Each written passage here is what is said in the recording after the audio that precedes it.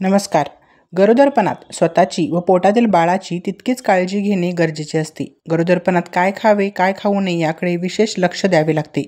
आज आपण पाहूया गरोदरपणात तूप खाण्याचे फायदे. तर तुपामध्ये vitamin A, vitamin D, vitamin E, vitamin K हे मोठ्या प्रमाणात असतात. गरोदरपणात तूप खाल्ल्यामुळे पचनक्रिया नीट होते. त्यामुळे बद्धकोष्ठता आणि गॅस होणे अशा समस्या उद्भवत नाहीत.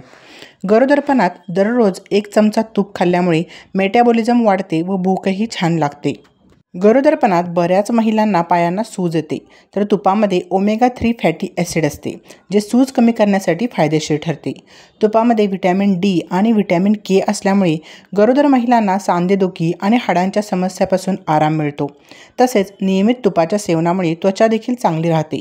गरोदर स्त्रीने नेहमी तुपाचे सेवन केल्यास बाळाच्या मेंदू आणि मज्जासंस्थेच्या चांगल्या विकासासाठी याचा फायदा होतो.